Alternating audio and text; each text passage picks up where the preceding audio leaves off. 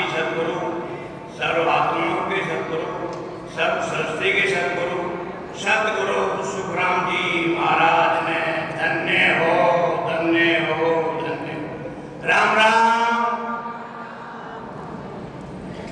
राम जी के प्रांगण में उपस्थित भाई बहनों को मेरा बार बार नमस्कार, सादर प्रणाम और राम राम। सत्संग क्या है और संगत क्या है? सबसे पहले हमें ये सोचना होगा हमारा आने का उद्देश्य क्या है। इधर दूर दूर से, राजस्थान से, महाराष्ट्र से, गुजरात से दूर दूर अपने घर परिवार को छोड़ करके आए हैं। पहले तो हमें ये फैसला करना पड़ेगा आए किस लिए। सत्संग के भाव से आए हैं हम और कहते हैं हम सत्संग में जा रहे हैं, लेकिन चलने से पहले वो संगत है। और बार बार सत्संग में फरमाया जाता है संगत और सत्संग में फर्क है। संगत बदमाशों की भी होती है, संगत चोरों की भी होती है, संगत ठगों की भी होती है। ये सत्संग आत्मा से परमात्मा मिला दे उसको सत्संग कहते हैं। और देखो मानव परमात्मा ने ये अंदर ही आत्मा है, अंदर ही परमात्मा है और आत्मा से परमात्मा को मिलाने का साधन भी अंदर ही है। कहीं बाहर से कुछ नहीं लाना, लेकिन फिर भी हम खोए हुए हैं और परमात्मा को ढूंढते हैं। अरे खोए हुए तो खुद हो और ढूंढते परमात्मा को। तो हम दूर से आए कहने का भाव अर्थ ये है कि परमात्मा का एक क्षण ज्ञान का और एक अन्न भोजन का व्यस्त नहीं जाना चाहिए। ये सत्संग का ज्ञान जगह जगह भागवत होती है, रामायण होती है, बार बार सत्संग में पैसे लगते हैं, लेकिन ये है सत्संग। और ये सत्संग परमात्मा की कृपा के बगैर नहीं मिलता, सदगुरु महाराज की कृपा के बगैर नहीं मिलता। ये उन्हीं को मिलता है जिनके ऊपर परमात्मा की असीम कृपा होती है। ये मानव के बार बार नहीं मिलता। हम सुनते हैं, निकलते हैं। मेरा अपना अनुभव की बात मतलब मैं वाणी के सामने बैठा हूँ, मैं किसी वृद्धाश्रम से किसी में जाता हूँ या किसी माँ बहन से मिलता हूँ या किसी पुरुष से मिलता हूँ, तो क्या बोलते हैं, शर्मा जी समय नहीं निकल रहा। अरे समय क्यों नहीं निकल रहा? कि मैं अकेला हूँ। अरे कैसी मूर्खता की बात है, कहने को तो ये मेरा अकेला, असल में तो अकेला ही है। अकेला तो आया है और अकेला ही जाना है। अरे अकेले में परमात्मा का भजन कर, लेकिन भजन कैसे करे? क्योंकि बचपना खेल में खवा दिया और जवानी नींद में गवा दी, और तो बुढ़ापे में भजन कैसे करेगा? अभी दूध मक्खन का स्वाद हो ही जानता है ना, जिसे बचपन में जवानी में खाया हो और बुढ़ापे में उसको ये दूध देंगे तो कैसे अच्छा लगेगा? तो परमात्मा का भजन कर लो, अपना कोई नहीं है इधर। और जो नहीं इस बात से अवगत है, तो जो आदमी वृद्धाश्रम में बैठे हैं और जो चार में बैठे उनसे जाके पूछ लो, अपने भी अपने नहीं मिलते। बेटा बहू नहीं मिलता, भाई नहीं मिलता, पत्नी नहीं मिलती। एक राम जी को अपना बना लो। राम जी के बगैर कोई नहीं है। मैं मेरे अनुभव की बात बताता हूँ। कोई त्योहार आए या होली आए या जन्मदिन आए, मेरे को बड़ी पीड़ा होती है। अरे समय जा रहा है, ये समय फिर नहीं आएगा। आपने गंगापुर में सत्संग किया, जयतरण में किया, भीलवाड़ा में किया, जगह जगह सत्संग होते हैं। वो समय आएगा दोबारा? नहीं आएगा। और दिन प्रतिदिन ये शरीर जवाब दे रहा है। आज घुटने जवाब देते हैं, कल आंखें जवाब देंगी, कल नाक जवाब देंगे। एक मेरी बहन है राजस्थान की, उस नेत्रहीन होगी, हमको दिखाई देता, बार बार कहती है हे परमात्मा मेरे चरणों में ले ले, अपने चरणों में ले ले। सत्संग से बड़ी दुखित रहती है। तो आछे दिन पाछे गए गुरु से किया ना है, अरे अब पछताए हो के जब चिड़िया तो कोई के। ये समय है, अभी हम सत्संग में लगे, अभी भजन कर लो, ये समय दोबारा नहीं आने वाला। फिर बहुत उत्पीड़ना होगी, मेरा सत्संग छूट रहा है, मेरा भजन छूट रहा है, पड़ोसी अपने पराए कोई साथ जगह। इस जिंदगी में 3 आदमी साथी है और एक आदमी मर रहा था। तो किसी ने कहा भाई मेरा साथ कौन देगा? तो 3 मित्रों ने बोला तेरा साथ। एक ने कहा मैं नहीं दूंगा, दूसरा बोला मैं मृत घाट तक जाऊंगा, एक ने छाती ठोक के कहा मैं तेरे साथ रहूंगा। तू जहां भी जाएगा, जिस योनि में जाएगा साथ रहेंगे। अब वो 3 मित्र कौन थे? एक तो ये बात सुनो, मेरी बात सबको समझ में आ रही नहीं आ रही है, क्योंकि जो भी इस वाणी के सामने बैठता है संत, और मैं तो बहुत एक अज्ञानी समझता अपने आप को, मैं अपने को सदन के सामने साधनाथ जैसे समझता हूँ। बड़े बड़े संत आए हुए हैं और बड़े बड़े प्रवचन करते हैं, ज्ञान की बातें करते हैं, उन ज्ञान को सुनो और कान से मत निकालो, ध्यान दो, ज्ञान दो, ध्यान दो, त्याग करो। ये सत्संग की कड़ी है। फिर परमात्मा का सुमरण करो, फिर जिंदगी का आनंद लो। अब क्या हुआ, 3 मित्र कौन कौन थे? उन्होंने कहा, एक धन बोलता है भाई मैं तेरे साथ जब तक जिंदा हूं, जब तक तू मूर्त घाट में नहीं जाता है। मूर्त घाट के जो भी सामग्री आएगी, लकड़ी घी वगैरह है, वो धन साथ जाएगा। परिवार कुटुंब संबंधी ये कहते हैं हम तुम्हारी अस्थियां गंगा जी में विसर्जन कर देंगे। तीसरा क्या था? कर्म का काकरा। ये कर्म है, हमने जो भी पैसा कमाया, जो भी धन दौलत कमाई, उसका हम आनंद ले या ना ले, कर्मों का पापड़ा जरूर देना पड़ेगा। पैसे का तो आनंद मिले ना मिले ये कोई पक्का नहीं है, क्योंकि जिन कर्मों से पैसा कमाया पीछे वाले देंगे, हमें मिले ना मिले कर्म हमें भोगना पड़ेगा। ये गांठ मार लो, कर्मों से पीछा नहीं छूट सकता। हम समझते हैं मैं अहमदाबाद से आया हूँ, सत्संग में आ गया और महाराज के सत्संग के प्रांगण में 3 दिन भोजन करके और ज्ञान छोड़ के चला गया, इससे कुछ आने जाने नहीं है। ये मन को शांति है। 3 दिन मन को शांति इसलिए है, महाराज जी की वाणी सुन लेते हैं और लेते हैं। ज्ञान को धारण नहीं करेंगे जब तक सुनने से कोई फर्क नहीं पड़ता। महाराज ने वाणी में लिखा है, मेरी वाणी को सुनाने वाला और सुनने वाला अभिज्ञ है, अज्ञान रूपी अंधेरे में डूबा हुआ है। जब तक इसके ज्ञान को धारण नहीं करेंगे, मन क्यों भटकता है? मन की राह में तो महाराज ने 40 पेज भर रखे हैं। मन के ऊपर जब सत्संग सिमरण करते हैं, मैं मेरे अनुभव की बात, मैं ये सोचता हूँ, कोई आदमी मेरे साथी था, वो बैठे बैठे मेरे से बात कर रहा कि मैं कल ये करूंगा वो करूंगा, आधे घंटे में मर गया। अरे कल तो काल है, काल। हम बोले कल कर देंगे, कल नहीं, कल तो काल है, करना हुआ भी कर लो। आज एक नया सवेरा है और हम तोड़ तोड़ देखते कल क्या होगा, परसों क्या होगा, पता है पल भर का भी भरोसा नहीं है। आज स्कूल में बच्चे को टिफिन लेके भेजते हैं और डेड बॉडी के साथ उस बच्चे को टिफिन आता है। मौत पल पल हमारे सिर पे बैठी है।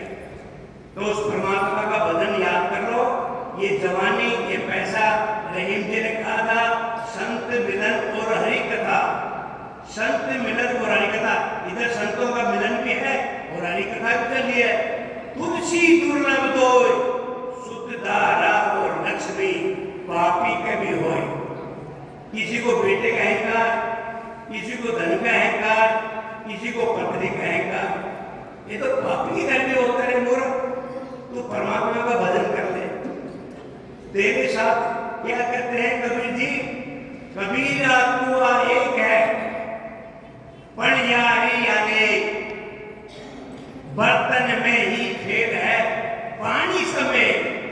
भक्ति कोई भी कर लो, और हमें तो कोई का शब्द कहना ही नहीं चाहिए। सुखराम जी महाराज ने एक राम नाम का शब्द दिया है, इसको घट में धारण कर लो, और घट में धारण करता व्यास के जड़ में तो जुजान रसरी यावत जावत सीलों पर निशान।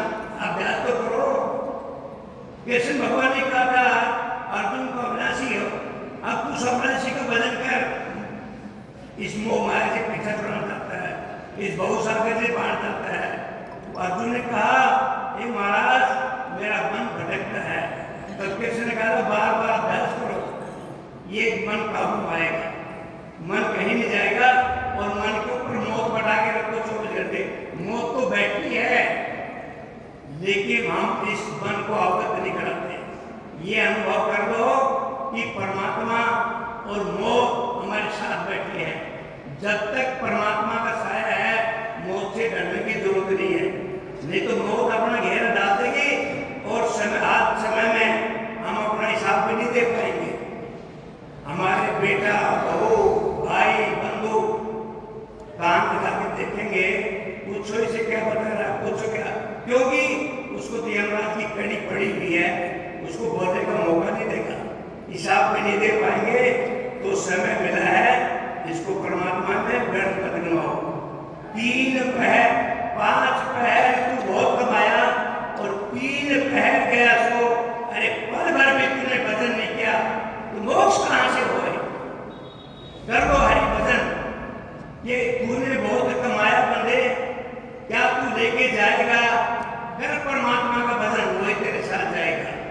मैं फिर बावले समय बहुत कम है, हमारे संत भी बहुत हैं, तो मैं तो बोलता हूँ धन्य है ऐसे प्रांगण में महाराज के शब्द कानों में गिर जाए और धारण कर ले, हमारा जीवन उधार जाए। सत्संग में एक फूल की खेती की तरह है। एक देखो आदमी बाउल है, बोर्डबाजे हैं और उधर कांटे काटे लगे हैं। सत्संग में कुछ भी समझ में नहीं आए तो इसकी फूल की जो खेती को है वो कितना बड़ा जागीरदार है, फूल नहीं तोड़ने देगा, लेकिन इसकी महक को नहीं रोक सकता। महक तो 2 किलोमीटर तक जाएगी। ये सत्संग का प्रभाव है। सत्संग ऐसी करो अपना जीवन को सफल बना लो। ये समय बार बार नहीं आया, क्या लेकर के आया बंदा, क्या लेकर के जाएगा। करे हरि भजन, वही तेरे साथ जाएगा, कुछ नहीं है। हम सत्संग बार बार, ये सब ज्ञानी बैठे हैं। देखो ऐसा नहीं है मैं प्रवचन कर रहा हूँ, मैं वाणिज्य के आगे बैठा हूँ, मेरे को ज्ञान है। ज्ञान सबको है। जितनी भी बहनें आई हैं, जितने भी भाई आए हैं और जितने मेरे वरिष्ठ संतन का तो कहना ही है, सबको ज्ञान है, लेकिन हम अज्ञानता रूपी अंधेरे में डूबे हुए हैं। तो इस ज्ञान को, अज्ञानता को कैसे हटाओ? शब्द रूपी सूर्य का उजाला कर लो, नहीं तो अंधेरे में डूब जाएगा। आने जाने का, भाड़ा लगाने का, समय व्यर्थ करने का कोई फायदा नहीं है। महाराज ने गिरबावली ग्रंथ में बताता हूँ, गिरबावली ग्रंथ के द्वारा समझाया है। और समझाया क्या है? आज हमारे को समझा रहे हैं और हमने अपने को समझना है। कोई बोले मेरा आदमी भजन कर रहा है, मैं उसके साथ उतर जाऊंगी, मैं बोलूँ पत्नी कर रही है पति उतर जाएगा, नहीं। जो खाएगा उसकी भूख लगेगी, कोई किसकी भूख पीड़ा नहीं। ये तो संसारिक धंधे हैं। इस पर रचना ग्रंथ में बनाया, संसार को बढ़ाने के लिए ये स्त्री पुरुष बनाया। सभी स्त्री है इधर, पुरुष भी स्त्री है, स्त्री भी है। हमारा परमात्मा पति परमेश्वर एक परमात्मा है, वो हमारा पति को है और आत्मा से परमात्मा को मिलाने का काम हमें करना है। हमें नाश्ते के लिए कितनी पड़ी रहती है, क्योंकि भूख लग रही है। चाय के लिए पड़ी भूख लग रही है। ये तो अनुभव की बात है, दृष्टांत है। अरे सब पड़ी उस आत्मा को भी लग रही है, उस आत्मा के लिए भी पड़ी कर दो, उसका भी बदल कर दो। वो आत्मा परमात्मा से मिलने की दुआ करती है। ये जीव चेतन सांस निकल जाए कपड़ा पहन के बैठे हैं, ये बेकार है। ये लिफाफा है। पहले चिट्ठी आती थी, राखी आती थी, उसके अंदर एक चिट्ठी आती थी और लिफाफे को फाड़ के फेंक देते थे। चिट्ठी को पढ़ते थे बार बार, इसमें क्या लिखा, इसमें क्या लिखा। तो ये लिफाफा है, ये लिफाफा को तो जला देंगे, वो आत्मा रूपी चिट्ठी को परमात्मा पूछेगा और एक एक पल का हिसाब उसके पास। ये नहीं बोल पाएंगे हमारे को याद नहीं है, वो तो उसको याद है। हम इधर धन दौलत गिन रहे हैं, ऊपर वो सांसें गिन रहा है। आज का दिन कल नहीं आने वाला, ये दिमाग में बैठा लो। मैं अपने आप को एहसास करता हूँ, मैं बहुत जवान था, रात दिन काम करता था, अभी घुटने भी जवाब दे गए, शरीर भी जवाब दे गया। मैं समझता परमात्मा तेरे शरण के बगैर अब कोई सहारा नहीं है। परमात्मा का साया बना लो, नहीं तो संकट की घड़ी आ गई, एक एक दिन निकालना मुश्किल हो जाएगा। यदि अचानक मौत तो आगे तो बहुत बढ़िया है, और लेकिन 4 दिन की खाट में बैठ गए, वो मिलने भी नहीं आएगा, बहुत तड़पना पड़ेगा। राम राम। एक तो धन्यता देते हैं हम, सुबह धीरे धीरे देते हैं। कम से कम महाराज की धन्यता में तो कंजूसाई मत करो, राम राम बोलने में कंजूसाई मत करो। जोश और होश के साथ परमात्मा के चरणों में अपने आप को समर्पण कर दो। राम राम। बगैर समर्पण किए सदगुरु महाराज की कृपा नहीं होती। तन मन धन अर्पण तेरा, क्या लागे मेरा। ये तन भी ये मन भी वो धन नहीं है जो बैंकों में अवधि लगा रखा है, वो तो अपना है ही नहीं।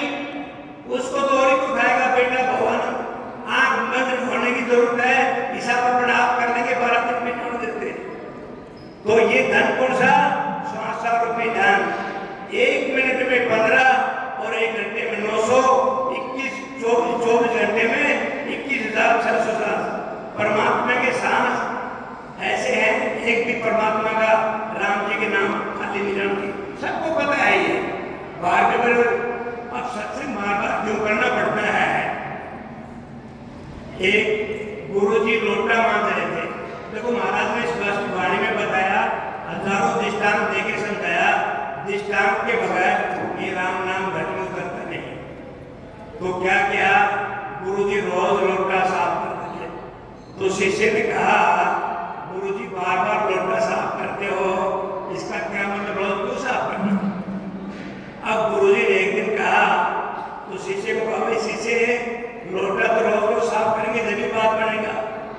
तो गुरुजी ने शिष्य की बात मान ली, अब उस लोटे को साफ करना बंद कर दिया। 1 दिन हुआ, 2 दिन हुआ, 3 दिन हुआ, 5-7 दिन हो गए, लोटे को साफ नहीं किया। तो शिष्य ने कहा, गुरुजी ये लोटा तो बहुत खराब हो गया।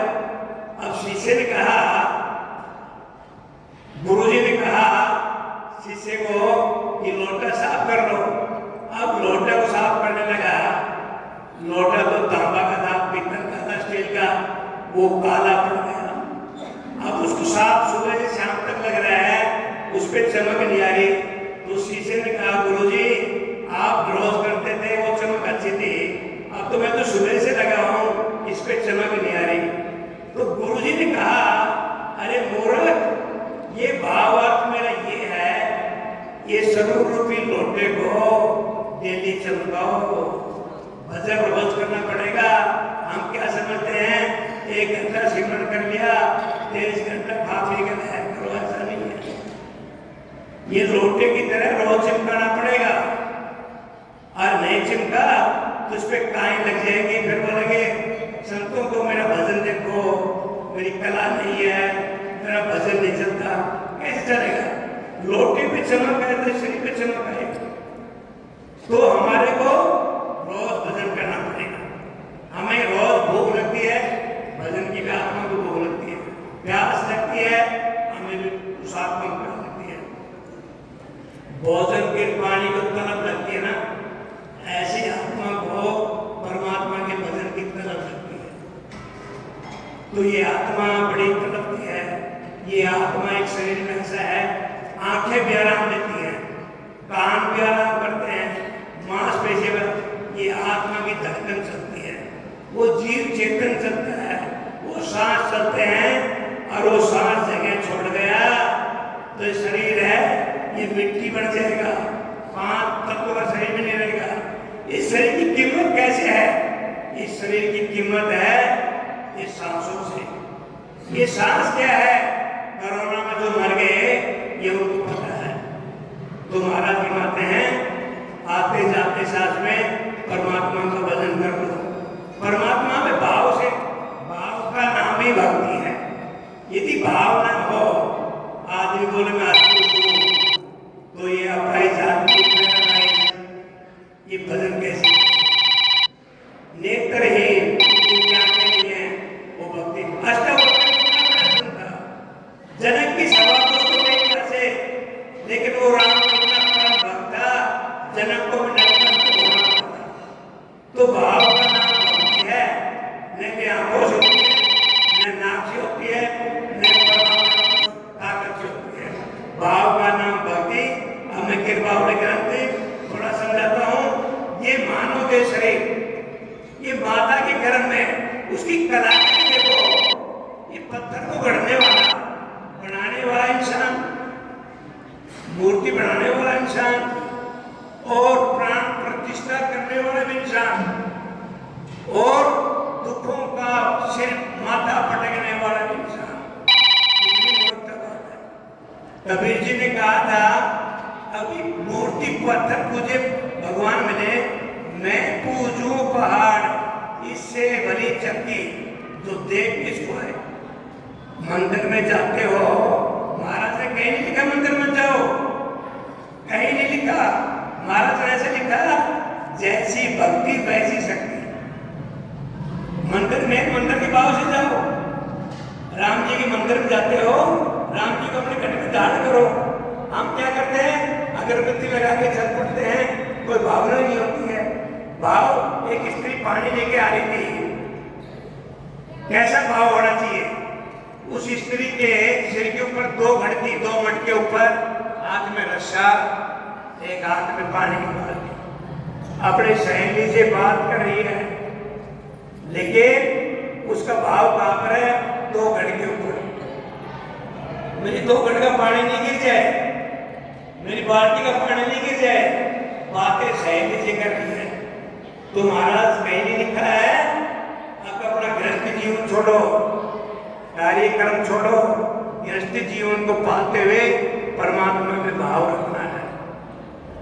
जो भी स्त्री काम कर रही है, पुरुष करता है, काम करते करते उस परमात्मा का अपना भाव होना चाहिए। इसका नाम, भाव का नाम है भक्ति। चेतावनी में महाराज ने, अरे राम जी का नाम 2.5 अक्षर का प्रेम का नाम 1500 पन्ने लिख दिए महाराज ने, 1500 पन्ने। और फिर भी हम इस भजन को, इस राम के नाम को घर में निपटाते, तो महाराज ने पशु योनि के निशा से नहीं बताया। सारे काम पशु करता है।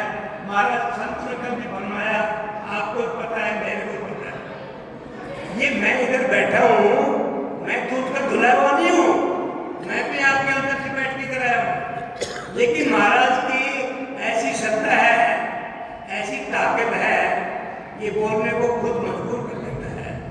तू इधर बैठा है, तेरे को बोलना पड़ेगा, नहीं तो मेरी कोई ताकत नहीं, मेरी कोई सामर्थ्य नहीं, मैं आपको प्रवचन दे दूँ। मैं भी आपको बैठा था, मैं इधर आ गया।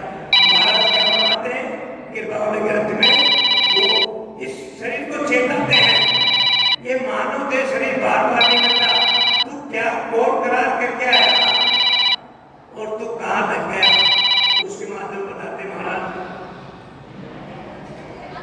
चित्रावली प्रभावली सुन ली जो चित लगाए, जन सुखदेव जी बोलिया कसर न राखी काय। महाराज फरमाते हैं, अरे गर्भ जीव में जो दुख भोग कर क्या है, क्योंकि हमें तो पता ही नहीं क्या दुख किया है। यदि हमें ये पता लग जाए ना, ये थोड़ी सी कमी, लेकिन तुम सत्संग में बोला था, महाराज ने थोड़ी सी कमी बना दी हमारे अंदर। गर्भ का क्या दुख था, कैसे रहते थे वो हमारे को अनुभव हो जाए ना तो हम परमात्मा को एक पल भर में न भूले। भूल क्यों गए वो हमें याद ही नहीं है। और महाराज इस ग्रंथ के द्वारा फरमाते हैं अज्ञान में तूने क्या पीड़ा देखी, क्या दुख देखा, मैं कृपावली ग्रंथ से आपको चेताता हूँ, मैं अवगत कराता हूँ। तू ग्रंथियों में कितना दुखी था। अरे एक नहीं, हजार नहीं, लाखों करोड़ों की तादाद में वो जीवात काटते थे। ये माँ के घर में कलाकार देखो परमात्मा की। एक बाप के गर्भगुड़ी से एक पानी की बूंद छूटा और उस परमात्मा ने शरीर बना दिया, हाथ पैर खाना पीना। और मूर्ति बनाने वाले इंसान को प्राण प्रतिष्ठा करना पड़ता है। क्या मानव देव की प्राण प्रतिष्ठा की थी क्या? सब कुछ इसके अंदर ही किया था। यही तो परमात्मा की कलाकारी है और उस परमात्मा को हम भूले जा रहे हैं। एक अगर में जीव दुख भोगता है, उस दुख को याद करना महाराज ने दुखों का बखान करने में कोई कसर नहीं रखी। सुखराम जी महाराज फरमाते हैं मैंने दुखों का वर्णन किया, मैंने किसी तरह की कसर कमर नहीं देखी। एक एक दुख ये संसारिक जीवों को चेता है। हम जो मरते हैं ना ये नकली मौत है, असली मौत तो वो है परमात्मा का भजन करते हुए हम लोग में चले जाए। ये जो मरे ना सड़क की मोड़ की तरह है। अब ये गंगापुर आया, ये भीलवाड़ा आया, ये जैतन आया, मरना जीना लगा रहा है। असली मौत तो वो है परमात्मा का भजन करके अमर लोक में पहुंचे, वो असली मौत, ये तो नकली मौत है। महाराज क्या फरमाते हैं मेरी बुद्धि सूक्ष्म है, अरे मोह पे कहो न जाए, हरि कृपा कृपा कीजिए जब सब देव सुनाए। महाराज क्या फरमाते हैं अपना को बहुत छोटा, जबकि वो अमर लोक से आए थे और इधर हमारे लोग संत वाणी को पढ़ करके ज्ञान के आधार पे अपने आप को सद्गुरु कह जाते हैं। अरे तुम सद्गुरु कैसे हो सकते हो? सद्गुरु जो है वो खुद कहते हैं मैं दास सुखराम हूं। वो कहते हैं मेरी बुद्धि बड़ी छोटी है। वो हमारे को इतना चेता रहे हैं और अमर लोग से आए, उनको इतनी सामर्थ्य दी, उतने समर्थ थे, समर्थ मेरा गुरु है और फिर भी वो अपने आप को छोटा समझ रहे हैं कि मेरी बुद्धि बड़ी छोटी है, मेरे से कहा नहीं जाता, मैं क्या क्या करूं, क्या क्या बदलाऊं, मेरे से कहा नहीं जाता कि राम जी की गुरु कृपा होनी चाहिए, सब सुना सकता हूं। सुखराम जी महाराज फरमाते हैं मेरी बुद्धि बड़ी छोटी है, जब तक परमात्मा की कृपा नहीं होती मैं ये ग्रंथ का दुख नहीं सुना सकता। गर्भवास में भेज रहे सब सुन ली जो होए, अब सुखदेव ना भूलिया मरे फिर त्यागी को। महाराज फरमाते हैं कि सब संसार वाले गर्भवास का सुनो, हम संसारी जीव हैं। सुखराम जी कई बार सुना जाता है, एक बार नहीं है, कई बार, लेकिन दुख को भूल जाते हैं। इस दुख को हमें अनुभव करना पड़ेगा। जब दुख को अनुभव करेंगे तब परमात्मा का सिमरन होगा, क्योंकि भय भगत ठीक नहीं। प्रेम का नाम परमात्मा का अध्ययन था, प्रेम का नाम ही परमात्मा है। उस प्रेम योग परमात्मा से तो सब शब्द की जागृति नहीं हो सकती। प्रेम के बगैर एक इंसान को प्रेम से देखता है, वो भी परमात्मा की झलक है। क्योंकि कोई अच्छा कर्म करे बुरा कर्म करे उसका प्रश्न नहीं है। जितने भी जीवात्मा है ये परमात्मा के नाम से चलती है। परमात्मा के बगैर एक पल भर भी नहीं रह सकते। लेकिन सुख और दुख के मालिक हम हैं। उस परमात्मा ने जीवन दिया, अच्छी घड़ी में दिया, मौत भी अच्छी देगा, सुख दुख के मालिक मालिक हम खुद हैं, खुद। वो परमात्मा ने सभी को सुखी बना के भेजा है, बीच का रास्ता हमने तय करना है। जैसा करने करेगा वैसा करेगा। और हम परमात्मा को दोषी ठहराते हैं, परमात्मा जाने क्या करेगा, परमात्मा क्या जाने। हम सत्संग में जाए परमात्मा को पाने के लिए और बाहर कहीं गलत काम करते हैं, उधर परमात्मा नहीं देख रहा है। परमात्मा तो 24 घंटे तेरे घर में बैठा है, वो अच्छे को देख रहा है, खराब को देख रहा है। इस मूर्खता अज्ञानता के बस ये मत जान, वो परमात्मा इधर ही है। वो परमात्मा अच्छे कर्म कर तो भी है, बुरे कर्म कर तो भी अच्छे है। कल हम इधर चले गए, वो कहीं राम द्वारा बना रखा है, वो शक्ति की समाधि पे है। तो कुछ महिलाएं थे हमारे साथ, आदमी भी थे, आके दुख करके इनके चरण वंदन कर रहे थे। फिर ये भाव कैसे, जब हम उसके प्रांगण में आ गए, आगे जाने की जरूरत नहीं है, अंदर वाले घट में उतार दो। हम सत्संग में कहीं भी बैठे हैं, यदि भाव है दूर बैठे रहो, वही बात है, नजदीक आओ वही बात है। सिर पटकने से परमात्मा जागृत नहीं हो जाएंगे। भाव का नाम ही भक्ति, प्रेम का नाम भक्ति, प्रीत का नाम भक्ति। प्रेम का फूल चाहिए महाराज को, और हम बाड़ी से फूल तोड़ के लाते हैं। चित्त का चंदन चाहिए। मैंने शाहपुरा में देखा, चंदन का रखा होता है, नारियल रखा है, हमने प्रसाद किया, होता है ये लोगों की परंपरा चलती रहेगी। महाराज ने वाणी में फूलों का, चंदन का कहीं उल्लेख नहीं किया। महाराज ने, गुरु को क्या चाहिए, शिष्य से क्या अपेक्षा है, मेरा शिष्य भवसागर से पार उतर जाए। कैसे पार उतर जाए, वो राम नाम की नैया में बैठ जाए, ऐसा भाव होना चाहिए। सबरी क्या थी, उसको परमात्मा के प्रति, राम जी के प्रति भाव था। हम राम नाम सत बोलते हैं, सत बोले कहते वो राम का नाम है, सब झूठी दुनिया। तुलसीदास ने कहा, बार बार पढ़ते हैं, कलयुग एक नाम हजारा, सिमर सिमर नर उतर जाए पारा। राम जी का नाम घट में उतार लो, वो भी सदगुरु विधि से, राधे राधे राम राम करने से भी होगा नहीं, पुण्य कर्म है। लेकिन ये असत्य है, जितने पुण्य कमाए उतने भोग करके फिर जाना पड़ेगा। महाराज ने बार बार अध्याय में लिखा है, भजन करो सदगुरु विधि से, आते साथ जाते साथ एक भी सांस उस परमात्मा के बगैर खाली नहीं जाना चाहिए। ऐसे महाराज ने वाणी में उल्लेख किया। सब संसार वाले गर्भवास का भेद सुनो। महाराज फरमाते हैं, उस दुख को मन भूलो, अगर भूल गए तो मेरे और फिर घर में जाना पड़ेगा। ये राम जी का नाम, ये मानव शरीर, हीरा जैसा शरीर अब मिल गया, दोबारा नहीं मिलेगा। महाराज बनाते हैं, ये 84 लाख योनि में है, बहुत मुश्किल से मिला है, 43 लाख 20,000 वर्ष के बाद। ये दोबारा नहीं मिलने वाला, दोबारा तब मिलेगा तुम लाइन में खड़े होगे 43 लाख 20,000 वर्ष के बाद। यदि भजन करते करते किसी कारणवश परमात्मा ने पंचतलीय हो गया तो मानव योनि पाने का पट्टा मिल सकता है, लेकिन इतना आसानी से नहीं मिलता। तो महाराज फरमाते हैं कि मानव शरीर को व्यर्थ मत करो।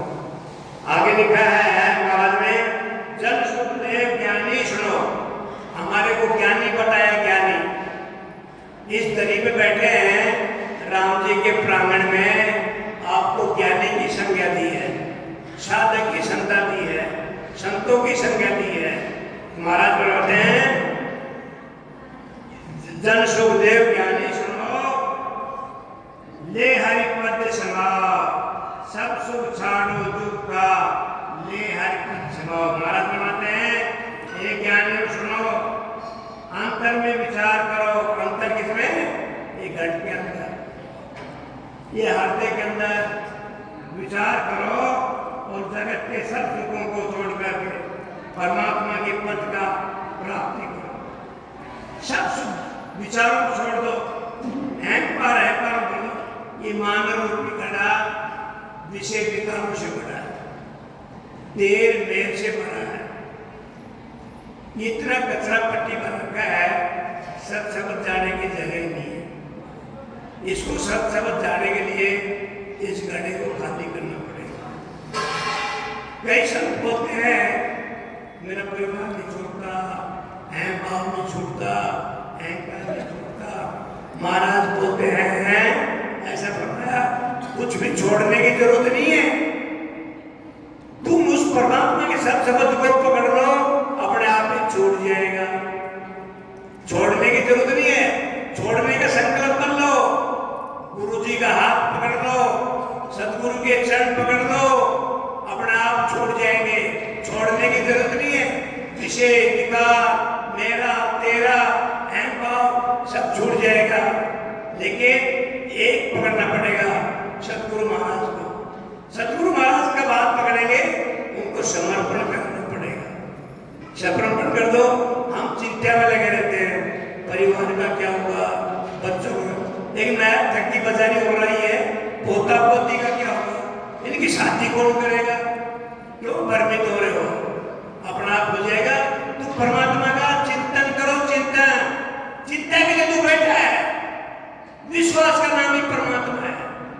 हम कर रहे हैं चिंता, हमें करना चाहिए चिंता के लिए तू बैठा है। कैसी विडंबना है। हम घर में देवता बैठा के रखे हैं, वाणी बैठा के रखे हैं, परमात्मा का भजन करते हैं, जिसकी जैसी आस्था। और कहीं बाहर जाते ना तो ताले को 10 बार पछाड़ के देखते हैं, बंद है। अंदर क्यों बैठा रखा है? किसकी पूजा करते हो?